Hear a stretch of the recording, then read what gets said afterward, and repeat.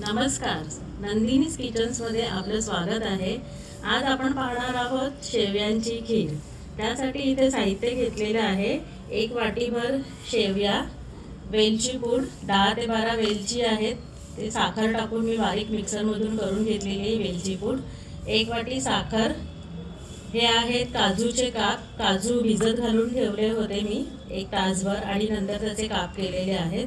चारोळी आहे इथे आणि हे आहेत बदाम. बदाम पण तसंच 1 तासभर भिजत घालून ठेवले होते आणि त्याचे काप केलेले आहेत. केशर आणि हे पाऊण लिटर दूध. आता आपण इथे सुरुवात करूया खीर बनवायला. इथे मी 2 मोठे चमचे तूप घेते आणि आता हे तूप वितळलं ना की हे जे ड्रायफ्रुट्स आपण घेतलेले आहेत ना ते छानपैकी त्याच्यामध्ये खरपूस भाजून घेऊया.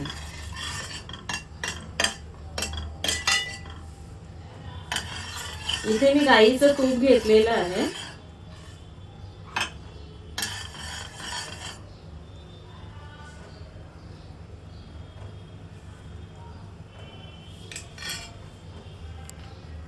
आता जे आपण केशर घेतलेलं आहे ते मी दुधामध्ये टाकून ठेवते. ते छान असं रंग पण त्याचा मिळून येईल. आणि आता इथे तूप पण चांगलं छान गरम झालेलं आहे. तर आता हे मी बदाम टाकते.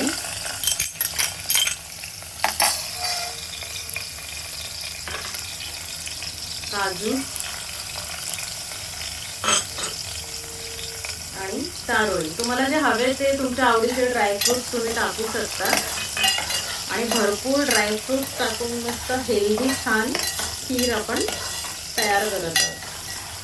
आता हे थोडेसे जरा ब्राऊन कलरवर भाजून झाले की त्याच्यामध्ये मी शेवया टाकणार आहे.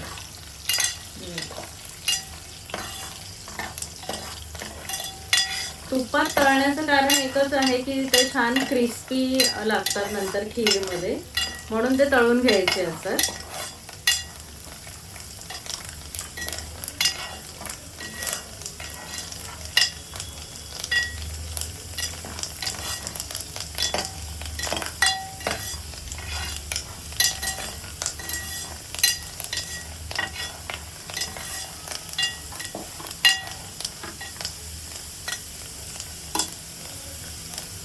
आणि आता हे बघा हे छान ब्राऊन रंग ह्याचा झाला आहे मस्त. आता मी याच्यामध्ये शेवया टाकते.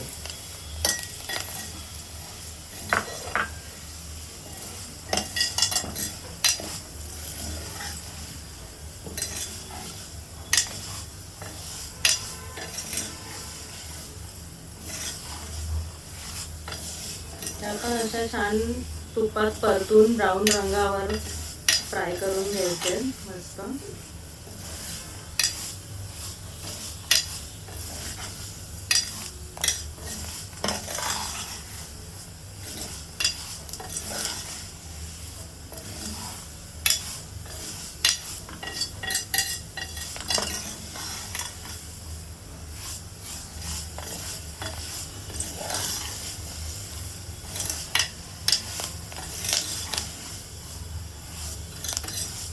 सुंदर छान अगदी ब्राऊन रंग आलेला आहे. ड्रायफ्रूट्स पण आपले छान मस्त तळून झालेले आहेत. आता आपण याच्यामध्ये गॅस मंद करून घ्यायचं आहे थोडा. आणि आपण हे जे केशर टाकलेलं जे दूध आहे ते याच्यामध्ये टाकतो.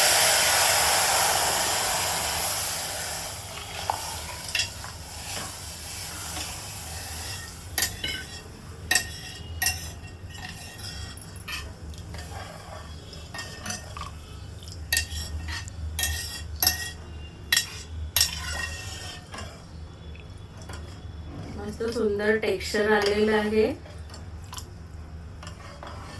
आणि आता आपण ह्याच्यामध्ये साखर टाकून घेऊ. तुमच्या आवडीनुसार तुम्ही गोड करू शकता. किती कोणाला जसं गोड हवं आहे तसं करू शकता. आणि आपण ही छान उकळू द्यायची.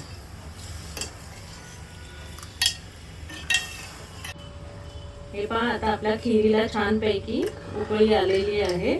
आता आपण वेलची पूड टाकून गॅस बंद करणार आहोत.